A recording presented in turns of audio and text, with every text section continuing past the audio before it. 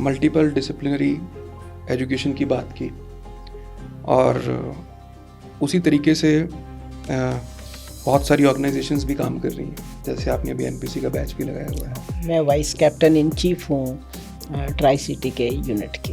तो एनपीसी किस तरह से इसमें आपको लगता है कि हेल्प कर पा रहा है? मैं एनपीसी को बहुत ही पॉजिटिव एस्पेक्ट में देख रही हूँ, क्योंकि मैंने जब से नेशनल एजुकेशन पॉलिसी का ड्राफ्ट आया तब से ही मेरे दिमाग में ये बहुत ज़्यादा बड़ा एक ये था कि मल्टी डिसिप्लिनरी एकेडमी सिर्फ बिल्ट एनवायरनमेंट पे देश में होनी ही चाहिए।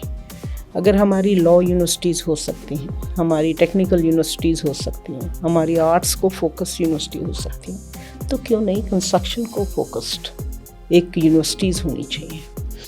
एक जो आर्किटेक्ट है उसको तो एक फॉर्मल डिग्री मिल जाती है, ग्रेजुएशन मिल जाती है, बी हो जाता है, आर्किटेक्ट का टाइटल यूज कर रहा है, इंजीनियर भी कर रहे हैं। हाँ जी। बहुत सारे ऐसे लोग हैं जो साथ जुड़ते हैं हमारे ड्यूरिंग कंस्ट्रक्शन, जो हमारी हेल्प करते हैं, बहुत सारे होते हैं। उनको हम कोई नॉमेनक्लेचर नहीं दे पाते।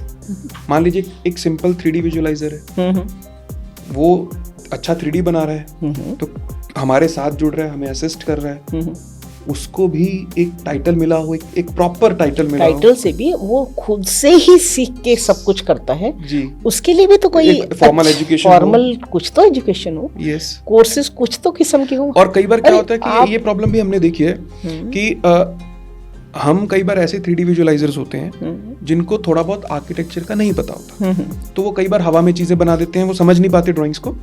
अगर 3D विजुअलाइजर ने थोड़ा बहुत आर्किटेक्चर को समझा हो तो वो कितना अच्छा हो जाएगा हमारे लिए, उनको समझाना और वो क्रिएट करना वो चीज़। देखिए वो बिल्ट एनवायरनमेंट वाली जो बीएससी की मैंने बात की, वो 3 साल की डिग्री के बाद वो हाई एंड विजुअलाइजर हो तो वो कितना अच्छा विजुअलाइज करके देगा आपको, क्योंकि उसको आर्किटेक्चर का सब कुछ पता है, और जो वो विजुअलाइज आपके डिज़ाइन के हिसाब से करेगा। एक डर आपके मन में हो सकता है कि वो प्रोजेक्ट ना ले जाए, मगर जब आपने बना ही टीम ली, हाँ टीम बना ली ना, आपकी एक आइडेंटिटी ही कंपनी की एक पूरी की पूरी है कहीं ना कहीं तो, उसमें सॉरी टू इंटरप्ट कि उसमें ये मुझे ये लगता है कि हम ना उनके रोल्स को अगर हम रिस्पेक्ट करने लग जाए तो he will proudly say that I am a 3D visualiser. अभी वो प्राउडली नहीं बोलता।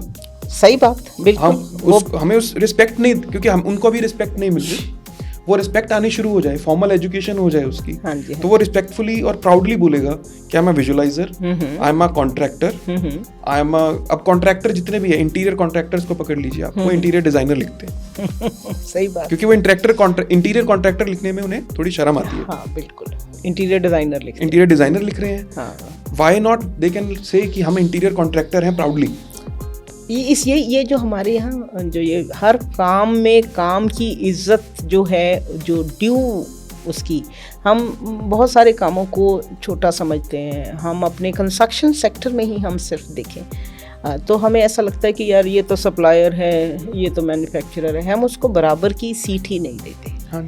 जिस दिन हमने पूरी टीम में ये समझ लिया कि बिल्डिंग इन 10 इम्पॉर्टेंट प्रोफेशनल से ही बनेगी, ये 10 पिलर्स हैं पूरी कंस्ट्रक्शन इंडस्ट्री के जी।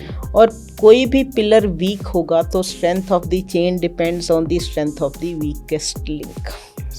तो जो पिलर को हमने वीक छोड़ रखा है अभी, तो इसीलिए हमारी इंडस्ट्री इतनी डिसइंटीग्रेटेड है कि हम तो 3 सालों में नई बिल्डिंग बना पाते और चाइना 3 दिनों में खड़ा कर लेता है। वो 10 मतलब कितनी बड़ी बिल्डिंग, कोऑर्डिनेशन, हमारे में कोऑर्डिनेशन नहीं है, क्योंकि हमने 10 के 10 पिलर्स में से 2-3 को तो बहुत ज़्यादा तवज्जो दे रखी है। लीड करेगा, लेकिन ये सभी टीम मेंबर की रिस्पेक्ट होना बहुत ज़रूरी है। और मतलब उनकी अपनी अपनी एक जगह है, उनको वो जगह देनी हो। और क्लब एनपीसी के साथ मैं जुड़ी, ये एनपीसी जो है वो network for people of construction है, और मैं ट्राई सिटी की वाइस कैप्टन इन चीफ हूँ। और हमारी ये कोशिश है कि जो 10 पिलर्स हैं, आर्किटेक्ट हो गया, इंजीनियर हो गया, कंसल्टेंट हो गया, कॉन्ट्रैक्टर हो गया, विजुअलाइज़र आपने कहा वो हो गया, सप्लायर, मैन्युफैक्चरर्स हो गए, बिल्डर्स हो गए, ऐसे 10 पिलर्स हैं, आइडेंटिफाइड हैं। तो जो भी बिल्डिंग इंडस्ट्री के साथ जुड़ा हुआ भाई, उसी समझ लीजिए कि वो एक अहम रोल प्ले कर रहा है। तो वो एक प्लेटफॉर्म में आके एक दूसरे के साथ मिलके कोलैबोरेट करके एक ऐसी टीम बना के कंसेप्ट से ही अगर सब जुड़े होंगे तो कंप्लीशन बिल्डिंग की खूबसूरत ही होगी। हम उनको शुरू से कॉन्सेप्ट स्टेज से इन्वॉल्व नहीं करते और बाद में जो भी आता है वो पिछले का नुक्स निकालता है, एक दूसरे को दोषी देता है, एक वो ऐसे मतलब वो झगड़ा सा शुरू हो जाता है और architects and up in conflict management में ज़्यादा टाइम लग जाता है काम में। बिल्कुल, तो ये होना ही चाहिए।